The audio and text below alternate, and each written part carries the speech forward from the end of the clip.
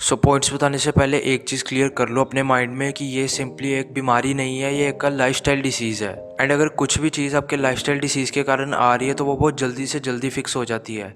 And as you know कि testosterone अगर लो है तो लाइफस्टाइल डिसीज़ है, तो इसको भी आप जल्दी से जल्दी ठीक कर सकते हो। ये आपका मैक्स टू मैक्स 1 मंथ का टाइम लेगा। The first point is fix your sleep. Sleep एक ऐसी चीज़ है जो अगर आपकी गलत हो गई तो टेस्टोस्टेरोन ही नहीं, आपकी पूरी ज़िंदगी बेकार हो जाएगी। आपको इतना तो पता होगा कि एचजीएच सबसे ज़्यादा आपकी डीप स्लीप में सेक्रीट होता है, और डीप स्लीप का टाइम होता है आपके सोने के जस्ट 1 से 2 घंटे के अंदर अंदर। अब आपको कोशिश करनी है कि आपको 10 बजे के बाद सो जाना है, एंड उससे ज़्यादा लेट नहीं करना। इससे आपका टेस्टोस्टेरोन पीक करेगा। एंड अगर आप इसको और पीक करवाना चाहते हो तो 8 घंटे बाद उठ जाना, यानी कि आप सुबह 6 बजे के अराउंड उठ सकते हो। एंड ये आपका टाइम रहना चाहिए स्लीप का एंड वेकिंग अप का। अगर आप इस टाइम से ऊपर नीचे जाते हो तो ये आपको इफ़ेक्ट करेगा। तो कोशिश करना कि आप 8 घंटे की regular sleep low. And sleep आपकी कभी भी टूट टूट कर नहीं पूरी होनी चाहिए कि रात को आप 2 बजे उठ गए हो, उसके बाद थोड़ा आप इधर उधर घूमे, फिर आप सो गए या फ़ोन चला लिया। तो ऐसा कभी नहीं करना। अगर आपकी स्लीप खुलती भी है तो दोबारा आंखें बंद करके सो जाओ, लेकिन आपकी स्लीप हमेशा प्रॉपरली पूरी होनी चाहिए। नेक्स्ट पॉइंट इस लिफ्ट हैवी वेट। देखो, अब आप एक छोटे बच्चे नहीं रहे, आप एक ग्रोन अप बंदे बन चुके हो। अगर आप 18 साल से ऊपर हो तो पहले अपने आप को एक छोटा बच्चा समझने की गलती मत करना। एंड आप अब एक मर्द बन चुके हो तो मर्दों वाले काम करने पड़ेंगे, और मर्दों का काम होता है हैवी वेट को उठाना। वो छोटे बच्चे होते हैं जो नखरे करते हैं, उनको टेस्टोस्टेरोन की ज़रूरत भी नहीं होती। जब आपके फेस पे मूंछ और दाढ़ी आनी शुरू कर जाए, समझो कि आपको टेस्टोस्टेरोन की ज़रूरत पड़ने वाली है। एंड इसको अपने नॉर्मल और उससे अबव लेवल पे पीक करवा के खुद रखना, ये आपकी जिम्मेदारी है।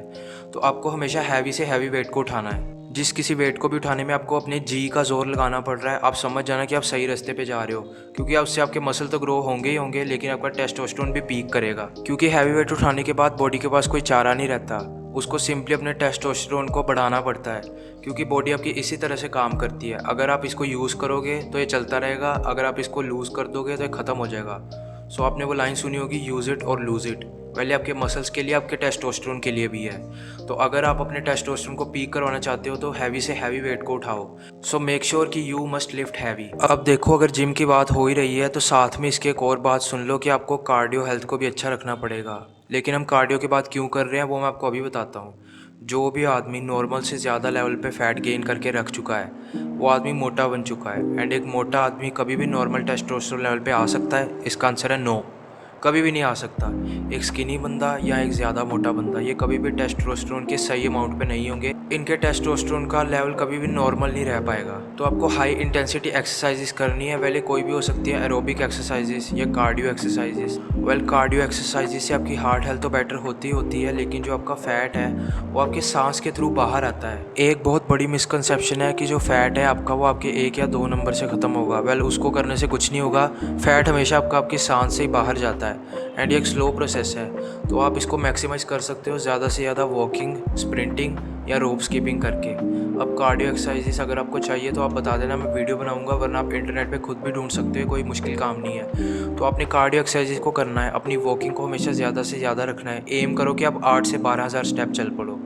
8,000 से 12,000 स्टेप अगर आप चलते हो तो ये आपकी डेली लाइफ में काफ़ी इजीली फिट बैठ जाएगा, क्योंकि ये इतने ज़्यादा स्टेप्स भी नहीं है और इतने कम स्टेप भी नहीं है कि आपको बेनिफिट दें या ना दें। तो कोशिश करो हमेशा हाई इंटेंसिटी एक्सरसाइजेस करो, एंड कभी भी मोटे मत रहना या पतले मत रहना। आप एक नॉर्मल रेंज में रहने की कोशिश करना।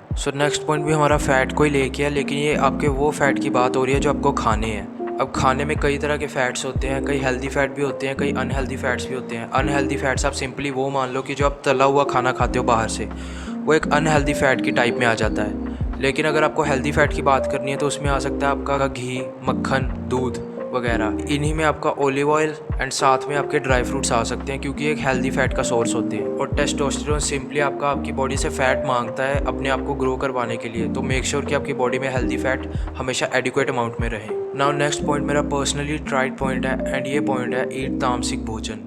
जो तामसिक भोजन होता है वो सिंपली ऐसा भोजन होता है जिसमें प्याज, लहसुन, अदरक ऐसी चीज़ों का ज़्यादा यूज़ हो, जो सिंपली कि आपके बॉडी में उत्तेजना पैदा करे, आपके अंदर गुस्सा लाए, आपके अंदर काफ़ी ज़्यादा एनर्जी लेके आए। ये भी 3 टाइप के होते हैं, सात्विक, राजसिक और तामसिक भोजन। अब तीनों में से आपको कोशिश करनी है कि आपका तामसिक भोजन हमेशा ज़्यादा ही रहे, क्योंकि ये जो राजसिक और ये जो सात्विक भोजन है ये सिंपली बूढ़े लोगों के लिए या उनके लिए जिनका काम मोस्टली बैठने वाला है, जिनको कोई ज़्यादा फिजिकल काम करने की ज़रूरत नहीं है, लेकिन एज़ आप एक यंग बंदे हो, आपको अपने टेस्टोस्टेरोन को पीक करवाना है, तो आपके बॉडी के अंदर से भी संकेत आना चाहिए कि उठ और अब ये काम कर। तो वो काम की आपको ताकत हमेशा एक तामसिक भोजन देगा। एंड तामसिक भोजन कोई गलत भोजन नहीं होता, ये सिंपली आपके अंदर काफ़ी ज़्यादा एनर्जी का बूस्ट भर के देता है। तो अगर आपने सुना भी होगा कहीं पे कि तामसिक भोजन नहीं खाना, वेल वो सिंपली पंडितों वगैरह के लिए था पुराने ज़माने में, जिनका काम था बैठकर पूजा पाठ करना। तो आपका काम ऐसा नहीं है, आपको जिम में वेट उठाने हैं, आपको बाहर इधर उधर भागना है। तो हमेशा मेक श्योर करना कि आप तामसिक भोजन खाओ। नाउ जो अगला पॉइंट है वो आपका फ्री में पूरा हो जाएगा, एंड वो है सनलाइट को लेके। अब जो सनलाइट है उसमें आपको डायरेक्ट सनलाइट के नीचे नहीं बैठना। आप अगर सनलाइट लेना चाहते हो डायरेक्ट, तो आप सिंपली उसको सनराइज़ और सनसेट के 1 घंटे पहले और बाद में ले सकते हो, क्योंकि वो बेस्ट टाइम होता है जब यूवी इंडेक्स काफ़ी लो होता है। लेकिन बाकी टाइम में आपको शेड में बैठना है, लेकिन वहाँ पे नेचुरल लाइट की कमी नहीं होनी चाहिए कभी भी। एंड ये बेस्ट तरीका है अपनी सनलाइट को लेने का, एंड इससे भी आपका टेस्टोस्टेरोन बूस्ट होता है काफ़ी जल्दी। अब जो लास्ट पॉइंट की हम बात करेंगे वो भी काफ़ी इंपॉर्टेंट पॉइंट है। आपको बाहर से कोशिश करनी है कि जब भी प्यास लगे तो पानी के अलावा कुछ भी नहीं पीना। एंड अगर पानी के अलावा पीना ही चाहते हो तो एक ऐसी रेडी वगैरह से ढूंढ के पी लेना जो आपको नींबू पानी पिलाए या लेमन सोडा पिला दे।